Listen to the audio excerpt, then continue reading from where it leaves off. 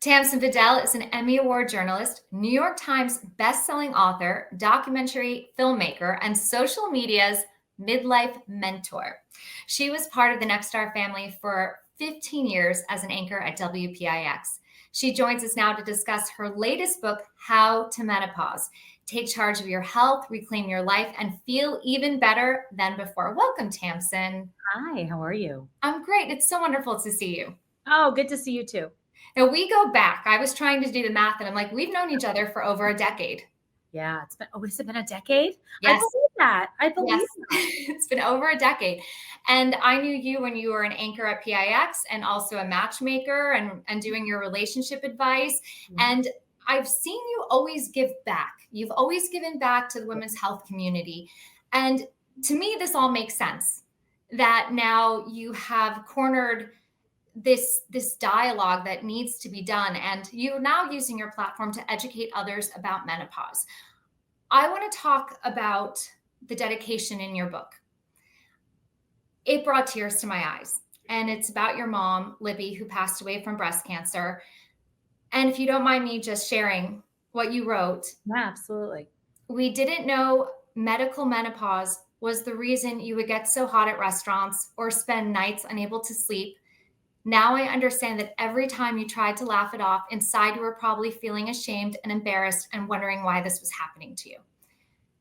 You have made a commitment that no woman feels that alone again like your mom once did. What was the moment you knew you had to write this book?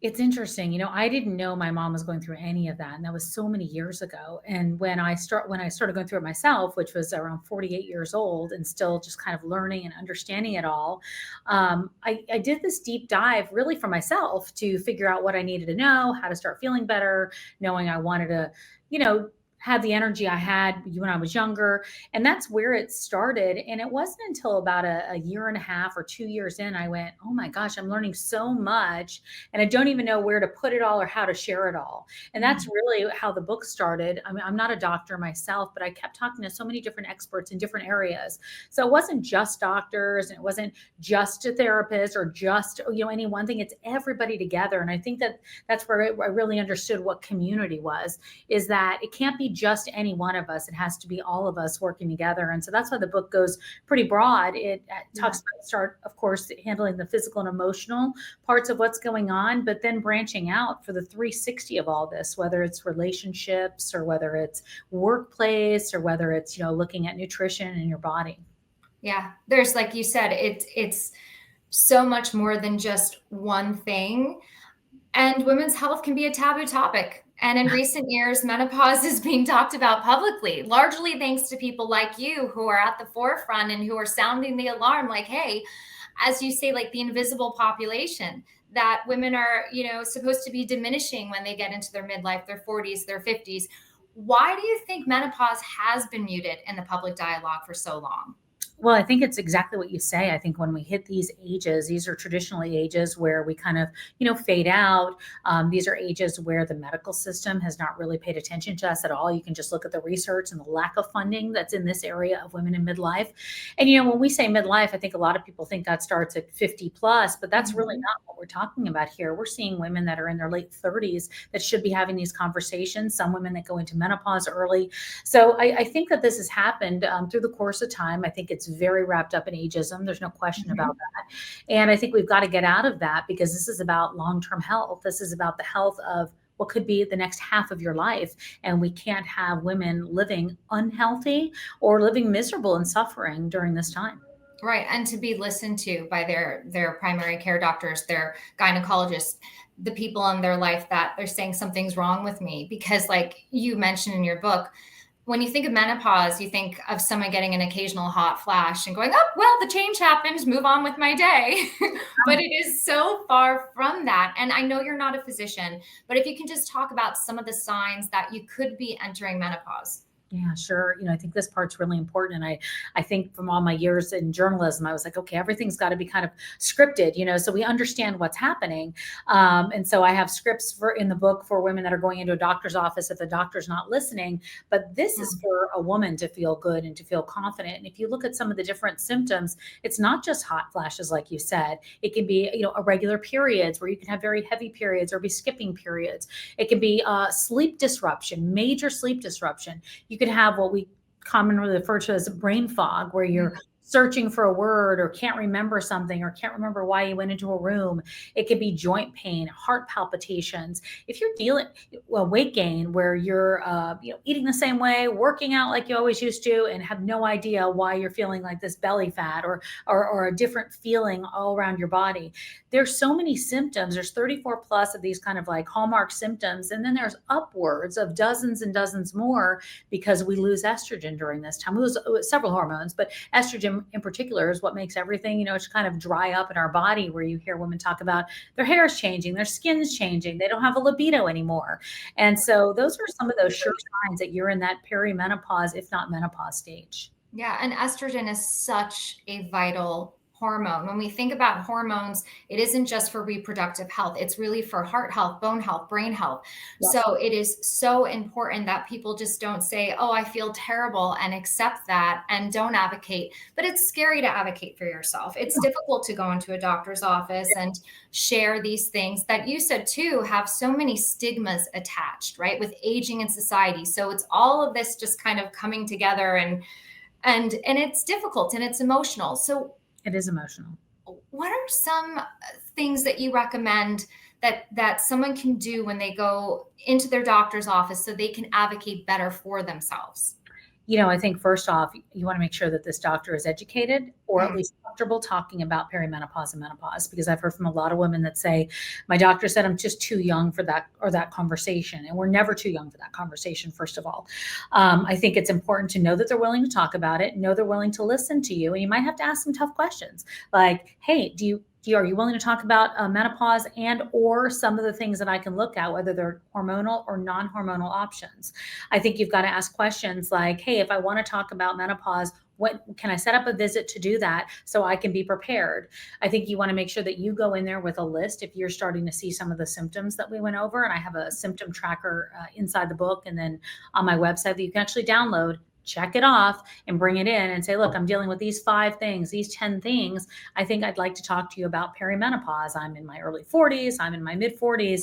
Is that something that I should be looking at right now?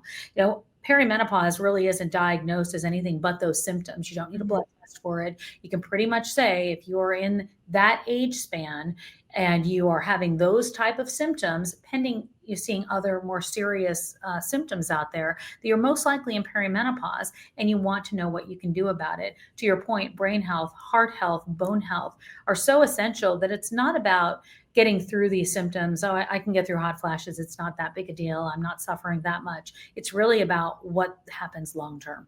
Right, right. And yes, it's pivotal to get the proper treatment. You've made a shift. I remember reading about it, and I think it was the New York Post.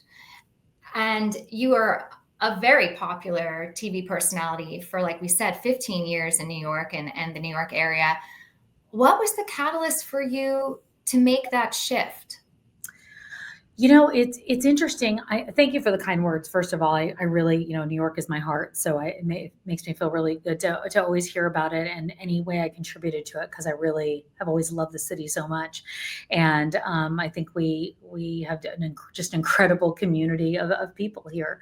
I think what really made me make the shift was that I couldn't stop talking about it. I couldn't stop thinking about it, and I really realized this is the one story I didn't cover, and it was probably going to be the biggest one. We're talking about 1 billion women globally that will be going through this transition, that are in this transition between now and 2030. A majority of women that are not getting any type of treatment because of unawareness and no education about this, doctors not being educated about it, and the fact that we need more money and more research. So I dove in after I started looking at the book and thinking about that into a project to do a documentary as well. So I did a documentary that was released almost a year ago now called The M Factor, Shredding the Silence on Menopause. And the purpose of the documentary was really to open up the conversation. And I think we've done that. And we've been in 42 countries and over 800 cities now. So that's exciting to me that, we're educating more and more people on a larger scale.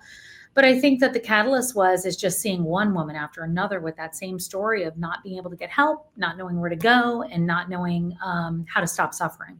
Mm-hmm. Yeah, and your work has also taken you to Capitol Hill. Yes. Can you talk about that? Yeah, absolutely. What we realized through all of this is that, when we look at women on this scale of the, the healthcare system, we're going along just fine, and we kind of get into reproductive health, and then we just kind of fall off. Like midlife starts to fall off, and there's nothing else really there. And once I started looking into it and realizing there's such a lack of research, we had a big research study that was done in 2002 that was very confusing to a lot of women and made a lot of women fear estrogen and hormone therapy. That was the Women's Health Initiative. And that was 23 years ago. And so we really haven't had something that is so big that has helped women understand what their options are and then understand what the long-term ramifications are of not getting help. And so I really thought it was important to have that conversation. So, we were the first to really utter that there in the Capitol. We were the first to go out there and have a big press conference on the grounds and say, like, we're talking about menopause. And yes, we got a couple of eye rolls, but we got a lot more people that said, hey, we're here to help talk about it, because it's a bipartisan issue. It really is. This is about women. It's the health of women.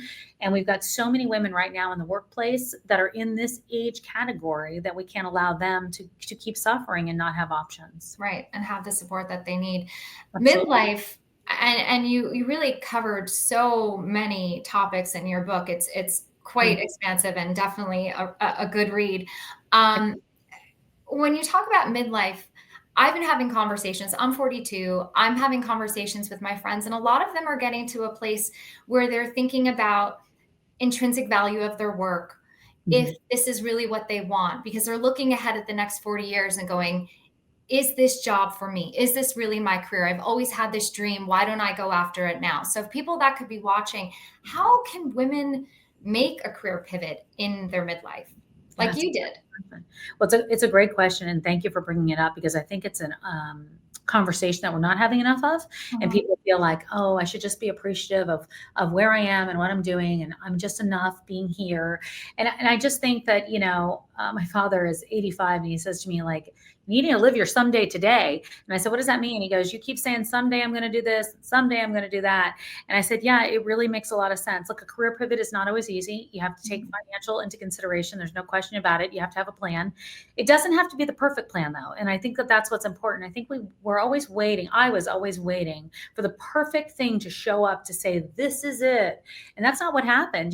This happened to me. I all of a sudden was told by a doctor with 4 words, you're in menopause, any questions?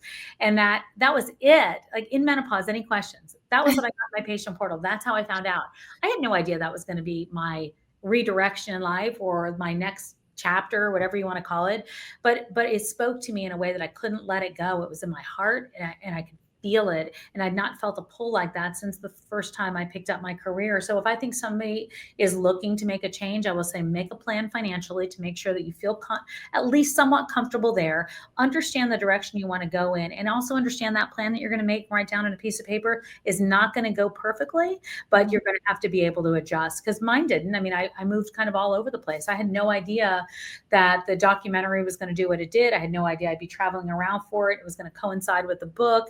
I had no idea I'd ever be at Capitol Hill. I didn't know any of those things. I just knew that this is the direction I needed to be in. And so I would say not to let anything stop you. And I would also say to really take advantage of the community that you have in terms of reaching out, letting everybody know, not playing small. I think that's the biggest mistake we have been taught to make as women in so many ways. Like, just be happy, be appreciative. You don't have to make too much noise. And so I'm grateful for the women that are right now, because I think it's going to help the next generation do the same thing, and the one after that. Oh, and you're making noise, all right. Definitely positive progress.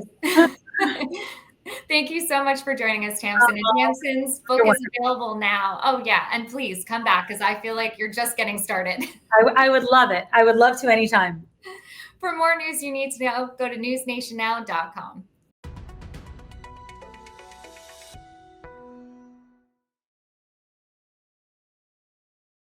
Thank you for watching. Subscribe below and download our NewsNation app right now on your phone, and you will get fact-based, unbiased news for all Americans.